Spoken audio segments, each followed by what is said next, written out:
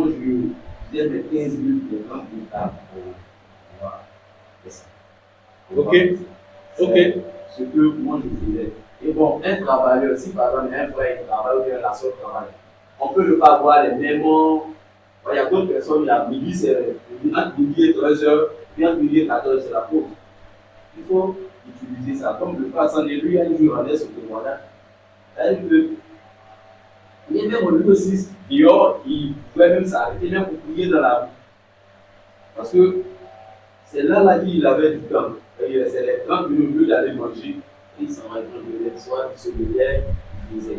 Mais si tu veux forcément apprendre, quand tu vas arriver à la maison, or tu es épuisé, tu arrives à la maison, tu es épuisé, tu vas dire, attends, je vais me reposer un peu demain, ça va vraiment. Donc, pour un frère ou une soeur qui ne travaille pas, ce frère-là peut-être a pu se reposer de la journée et le soir, il peut faire ça. Mais nous qui travaillons, ça nous savons aussi utiliser le plaid, les heures de pause. Les 5 heures. Si c'est 30 minutes, ça nous va utiliser. Comme le doyen a ici bien. Or, on a soif, normalement, si on veut plaire au Seigneur, on doit toujours trouver des moyens pour voir. Par exemple, je veux prendre une erreur qui va par exemple. Elle est venue, par exemple, elle accepte. Quand quelqu'un accepte le Seigneur, premièrement, il y a ce désir-là qui est dans mon cœur. Par moi-même, le péché, il y a des trucs même tu n'aimes plus. Tu n'as même plus envie de faire ça. Pourquoi? Parce qu'il y a quelque chose qui s'est déclenché. Et si par exemple, on n'a plus le regard sur le Seigneur, je n'ai plus le regard sur le Seigneur et je commence à avoir les regards sur autre chose, on va que le péché que j'avais laissé avant, ça va commencer à venir. Et quand ça vient, ça montre maintenant le pouvoir du Seigneur, comme le voyez à Sidé, il y a quelque chose, il y a des rues. Attends, j'ai fait peut-être 2 ans, 3 ans, quel péché, ce n'était pas dans ma vie. Mais comment ce péché-là continue de me la soif.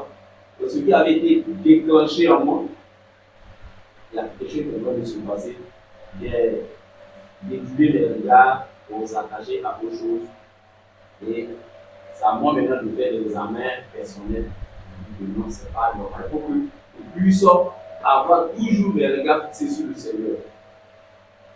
Donc, c'est ce que moi je fais. Parce que moi-même, par exemple, un temps, c'est mon témoignage.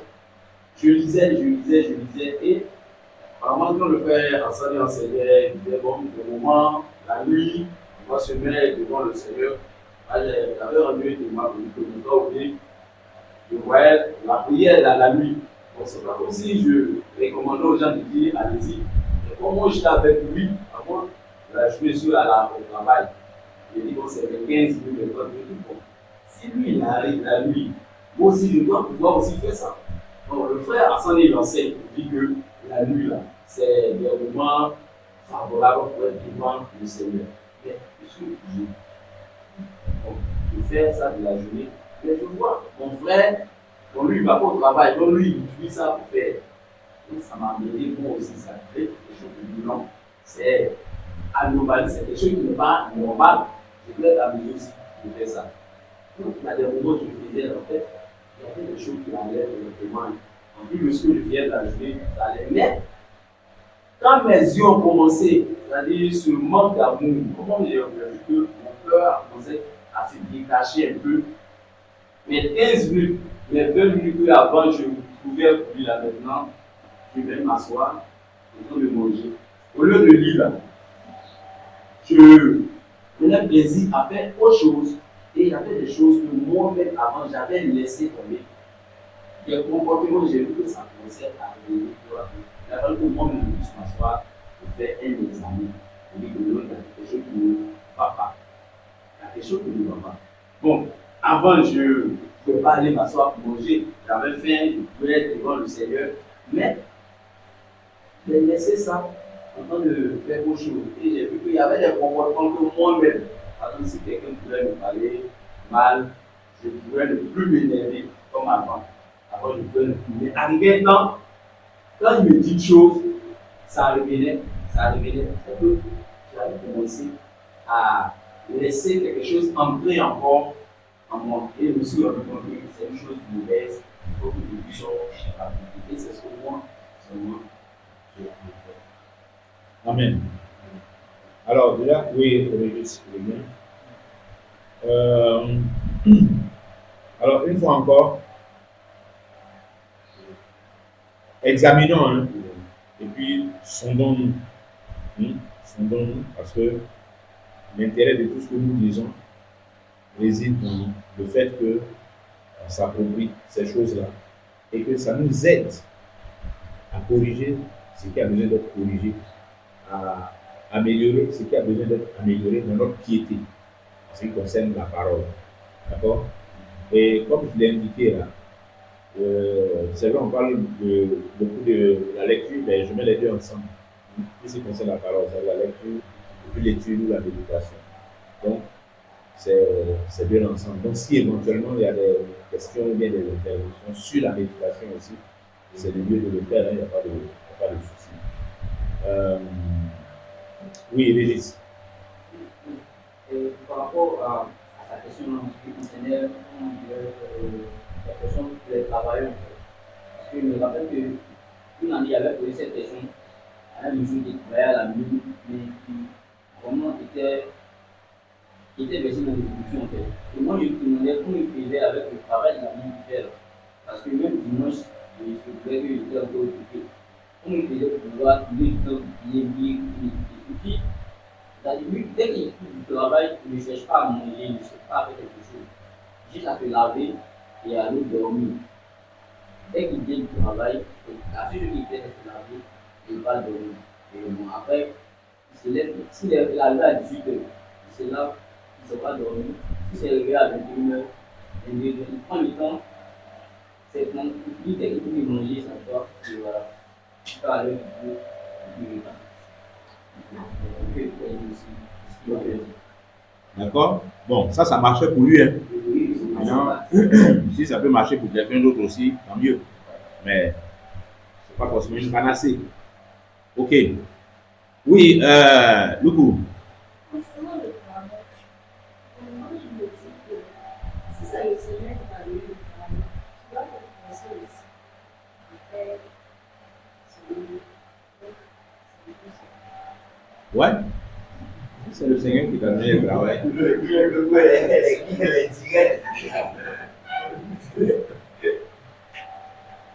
D'accord. Merci beaucoup. Effectivement, si c'est le Seigneur qui t'a donné, tu ne vas pas laisser le travail là remplacer le Seigneur pour le Seigneur là. D'accord. Alors, la lecture et la méditation, là, comme on a dit, en tant qu'exercice de la piété,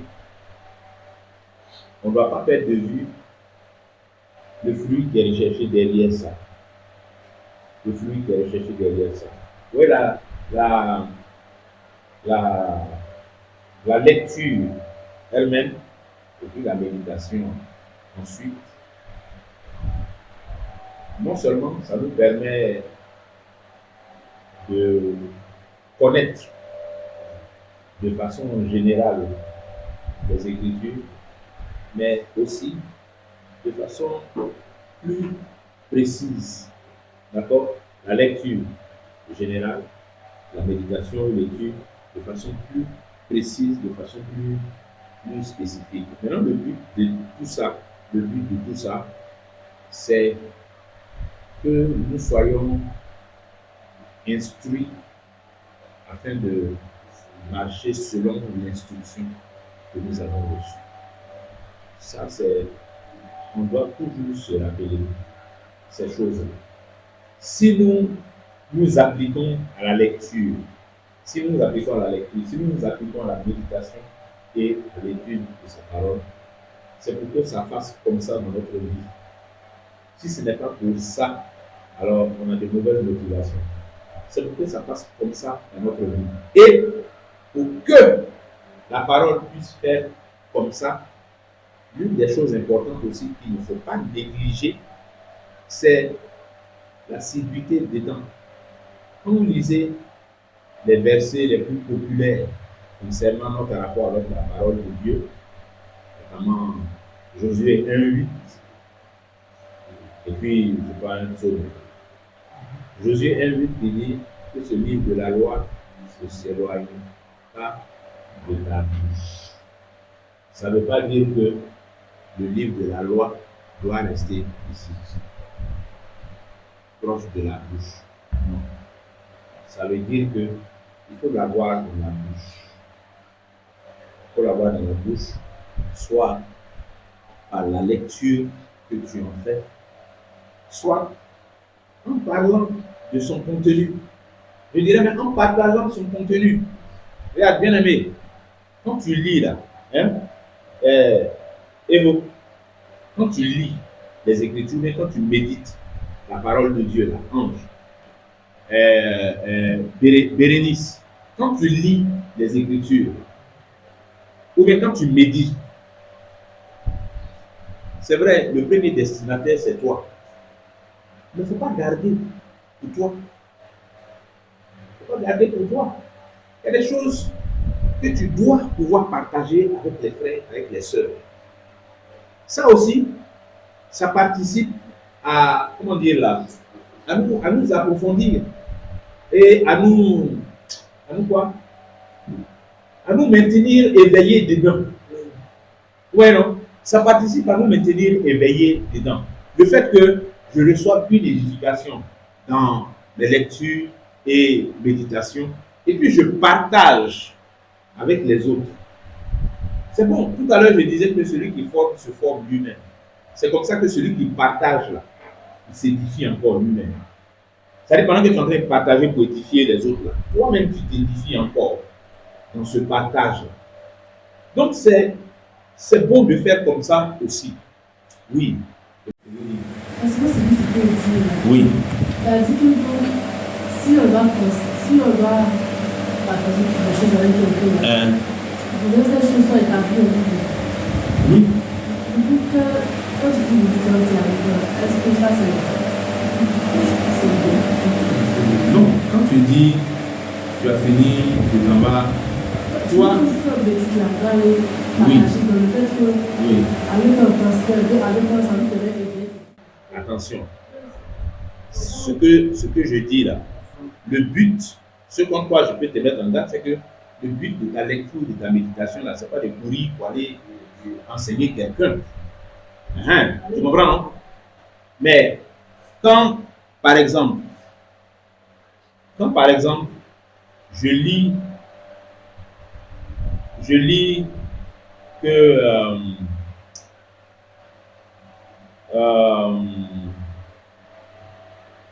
quel exemple je peux prendre? Pardonnez-vous. Que les femmes ne disent pas. Oui. L'apôtre Paul a dit ça à Timothée. Oui, par exemple. Vous ne connaissez pas la femme de Seigneur. Ne faites pas quoi? Vous ne connaissez pas la femme de Seigneur, ni le plan de l'autorité sur elle. Ça, c'est trop gros même. La médisance, Pardon, que les femmes ne disent pas. Qu'elle ne soit pas médisante et tout ça. Ok.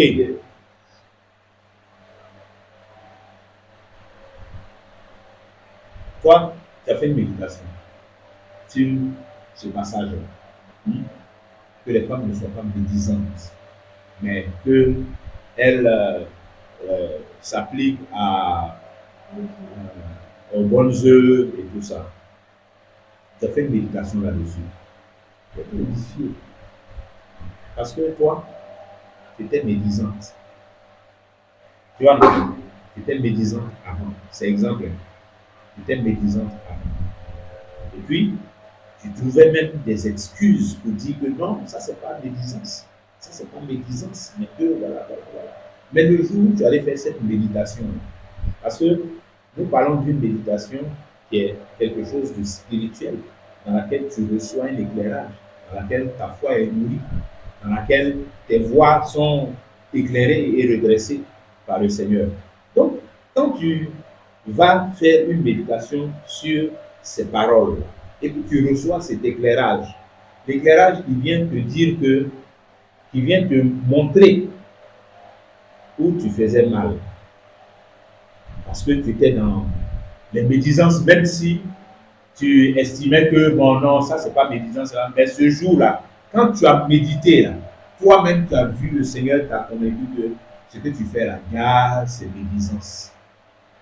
Et ça fait que c'est dans ça que ta tête est, donc tu ne peux même pas te consacrer aux bonnes œuvres dont on parle là. Toi, ça t'a fait du bien, non? Toi, ça t'a éclairé. Demain, tu te vas rendre visite à Jacqueline. Jacqueline, ta copine de médisance. Tu vas lui rendre visite. Et puis Jacqueline commence, elle engage. Elle ne sait pas que toi tu sors d'une méditation où tu as été éclairé. Hein. Et puis Jacqueline commence. Donc comme quoi, c'est maintenant que tu viens d'être éclairé là, tu vas laisser Jacqueline dans sa médisance. Maintenant que tu es éclairé là, tu vas partager ça avec Jacqueline. Tu comprends, non? Et Jacqueline, c'est ça. C'est vrai, on était dedans avant, mais voici ce qui est écrit. Voilà ce que la parole de Dieu dit. Tu vas aider Jacqueline. Tu ne vas pas attendre que, bon, attends, comme j'ai été éclairé là, moi je vais bien voir si je ne te suis plus dans mes licences d'abord. On allait partager. Non, tu as été éclairé. Tu partages ça avec Jacqueline. Quand on dit être établi là, c'est pour que tu évites de faire de ta lecture ou bien de ta méditation là quelque chose dont l'objectif est d'aller enseigner les autres. Aller enseigner les autres. Méditer pour aller enseigner les autres. Oui. Ça aussi. Il y a un témoignage par rapport à ça. D'accord. C'est la même fois, le temps que je passe tous les jours de famille. Ok. Où les frères et sœurs constaient la cessée d'activité. Le bon, je suis dans le fils de Dieu, là, ça fait avec mon cœur. C'était les choses que j'ai pratiquées. Ça m'interpellait de penser aussi. Que mon père, tel que je vois quelqu'un au chrétien, les frères et sœurs se partagent, et que je peux avec eux. Et Dieu va lui faire de parler sur la suite. Après encore, et bien encore, et voir que le contredit, là, que 3 à 4 fois comme ça. Et là, tout au cerveau. Un jour, quand on parlait à la sainte parole, et puis on a dit, c'est là qu'elle évoquait le sujet qui est de la parole, qui sait qu'on vous enseigne, le temps de méditer aussi. Tu vas savoir que la fois de méditer, on peut plus comprendre davantage avec ce qu'on a appris. Et ce jour est plus pour nous aussi. Et j'ai pris aussi le coup, vraiment, voilà, après le Jésus avec le Fils là. C'est vrai, nous pas à expliquer, mais ce n'est pas établi. Donc, si tu me poses question, il faut expliquer pourquoi je suis le Fils. Je ne sais pas comment expliquer. Et le frère dit avec elle, alors c'est sur la foi juive. Il dit que les Juifs, eux, savaient que Dieu avait un Fils. Eux, ils savaient, mais ce n'était pas bien détaillé parce que dans le Nouveau Testament. Et c'est ça qui passe un peu sur la foi. Tout le système passe un peu sur le Testament. Et quand je commençais à méditer, je commençais à lire, c'était la première fois que je voyais que dans Genèse, c'est là que c'est dit que la lumière fut, c'est là que c'est dit, en tout cas, c'était clair devant moi. Et que je suis exprimé, il y avait tellement de la joie dans mon cœur. J'ai eu à cœur de partager le livre que je fasse. Et j'ai partagé mon expérience pour mon assistant. En tout cas, ça peut être avec mon cœur de nouveau aujourd'hui. Si tu me poses question, comment est-ce que je suis le Fils de Dieu? Amen. Amen. Ce que tu as expliqué me faisait penser à quelque chose.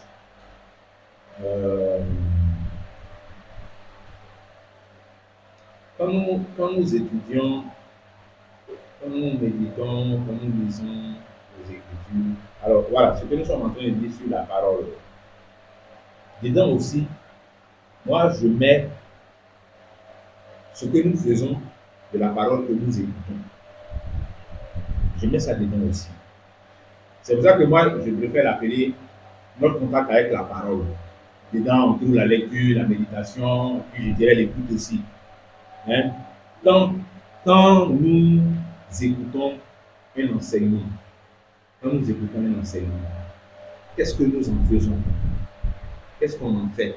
Quand, par exemple, on prend des notes pendant qu'on est en train d'écouter un enseignement, qu'est-ce qu'on fait de ces notes après? Qu'est-ce qu'on en fait? Quand on a entendu un enseignement, comment est-ce qu'on sort d'un enseignement, d'un temps d'enseignement? Ça, c'est important aussi, bien aimé. C'est important. Il faut que ça aussi, on voit ça comme faisant partie de nos exercices de la piété en ce qui concerne notre rapport avec la parole de Dieu. Quand on sort d'un enseignement, comment est-ce qu'on sort de cet enseignement? Je voulais noter dit qu'on sort de l'enseignement. Voilà. On a reçu un enseignement, on a écouté, on était présent et tout ça. Mais qu'est-ce qu'on fait de l'enseignement qui a été reçu? Comment est-ce qu'on fait pour que l'enseignement-là ne reste pas juste une lettre, j'allais dire morte, mais plutôt quelque chose de vivant, quelque chose qui nous édifie? Parce que j'ai l'habitude de dire que ce n'est pas parce que j'ai écouté un enseignement que ça m'a édifié. Ce n'est pas parce que l'enseignement était bon que ça m'a édifié. Un enseignement peut être formidable, même bon, très inspiré, mais ça ne va pas m'édifier. Oui, mais parce que ça dépend de comment, dans quelle disposition, on va faire des dispositions là encore. Dans quelle disposition j'écoute, je reçois l'enseignement. Donc, il peut être excellent même, mais ça ne m'édifie pas. Parce que pour qu'il m'édifie, il faut que je le reçoive. Pour qu'il m'édifie. C'est parce que l'enseignement est bon qu'il m'édifie. Mais pour qu'il m'édifie, là, quand il est bon, il faut que moi je le reçoive. Et que je le reçoive dans les dispositions qui vont permettre que ça ait sur moi l'effet d'édification. Que ça me construise. C'est ça édifier là. Que ça me construise. Que ça construise ma foi. Ça la stabilise, ça la forme, ça la redresse, ça corrige quelque chose là. Il faut que je sois dans ces dispositions-là. Devant la parole que j'entends. Il faut que je sois dans ces dispositions. Sinon, c'est zéro. Selon ce que tu viens de dire, quand nous venons, normalement, on écoute, nous écoutons, soit peut-être, moi par exemple, je prends des notes, et quand je prends des notes, je fais quoi avec? Et il ne s'agit pas de prendre des notes au parti. Quand je prends mes notes, en faisant ça, moi-même, il y a des questions que moi-même je me pose et puis j'examine avec ma propre. Je me pose et j'arrive à la maison. Par moment, je reviens dessus pour confronter ça à ma propre. Le dimanche, nous deux, on s'est vus là. J'ai exposé un cas, quelque chose de pratique, et tu m'as même, malgré je donnais mes arguments pour pouvoir me consoler dans ce que je faisais, j'ai eu à me dire non, c'est pas correct. Même s'il y a quoi, il faut que je puisse. Bon. Au départ, j'ai vu ma réaction, mais après, je me suis dit, ce qu'il dit, c'est la vérité. Si je trouve que la vie là, normalement, c'est de ressembler au Seigneur Jésus, comme tu as eu à dire, tu as soulevé un point, il dit, si véritablement j'ai accepté cette pensée-là, et je trouve que ça va, l'endroit, ce que sont de justifier là, je ne dois pas justifier. Et j'ai reçu. Et je suis parti. Et comme hier, je t'ai appelé un peu, dit merci, parce que je voulais justifier ce que je faisais à la conception. Mais tu m'as fait comprendre que si je trouve que ça va, si ça va, normalement là, ce point-là aussi là, ça doit aller. Donc quand je reçois des amis, et je me suis examiné, j'ai vu que là, c'est clair. Il faut que je confronte à ma vie aussi, je mets ça en pratique. Parce que si je ne le mets pas en pratique, cela ne veut pas dire qu'il y a un véritable problème. Donc moi, quand je prends mes notes, quand je viens, je prends beaucoup, je me pose des questions personnelles à ma propre vie. Est-ce que je fais ça? Est-ce que exactement, je suis en train d'être, je suis un disciple. Je suis en train de m'appliquer à être un disciple. Est-ce que je m'applique à faire ça, je m'applique à faire ça? Et je m'assois pour voir l'endroit où je ne le fais pas. Et et quand j'arrive à la maison, ça fait des semaines, ça fait même un mois. Après, je reviens à chaque fois. C'est comme ça que je fais le plan. Donc, je reviens pour voir si je suis en train de progresser. Et donc, je pourrais dire que quand nous écoutons, on écoute, c'est de nous examiner aussi, de mettre en pratique. Ce que nous avons écouté, si c'est vrai, on a compris, il faut qu'on puisse mettre en pratique. Il faut qu'on va prendre des notes et puis on s'en va. Mais c'est là. Amen. Tout à l'heure, tu disais que tu parlais de la disposition de Dieu. Ouais. Alors moi, j'ai vraiment une préoccupation. Surtout pour nous qui sommes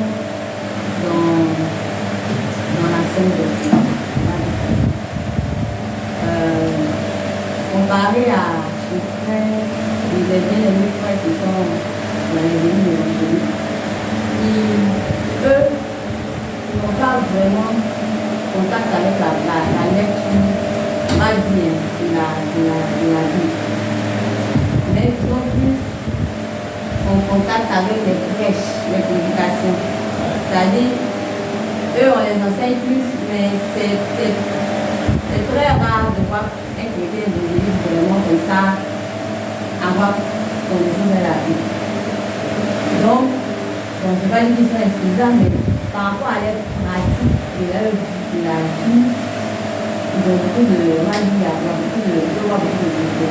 Et donc, nous qui sommes dans la scène doctrine, comme tout à l'heure, nous avons quand même une lucidité par rapport à la volonté de Dieu, par rapport au chemin chrétien. Mais on constate que c'est vrai. Aujourd'hui, on enseigne sur la lecture, sur l'exercice de la piété, qui est d'ailleurs une répétition pour la plupart d'entre nous ici. Et bon, on va dire que parmi nous, il y a plusieurs personnes, il y a des choses qui ont lu et relu la Bible comme ça plusieurs fois. Mais on constate, on va dire, que nos vies, par exemple, ne sont pas de fruits réellement, comme tu le dis, comme tu le dis depuis, qu'il ne faudra pas qu'on perde de vue qu'il y a un but qu'on recherche dans tout ce qu'on fait. Mais malheureusement, le but là, de tout ce qu'on fait comme lecture, comme prière et autres, on peine quand même à porter ça. Donc je veux savoir, comme tu l'as dit là, est-ce que c'est en rapport du fait qu'on n'est pas le cœur disponible?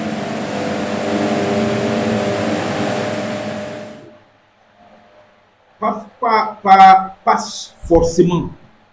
Pas forcément. Ça peut être ça, oui. Celui ou celle dont le cœur n'est pas disposé comme il faut, bon, il est clair que 1000 heures de lecture ne lui feront rien du tout. Parce que tout part des dispositions du cœur. Mais il n'y a pas que ça. Il n'y a pas que ça. Il y a aussi, alors voilà, ça me permet de me rappeler en même temps les s'arrêter à ça. Il y a aussi le fait que, vous voyez,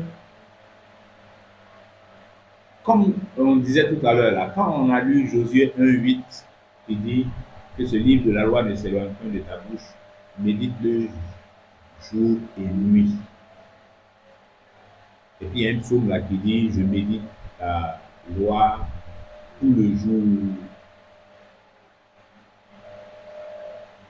Ces expressions-là, ça doit nous faire comprendre que l'affaire de lire, méditer la parole pour qu'elle porte du fruit en nous,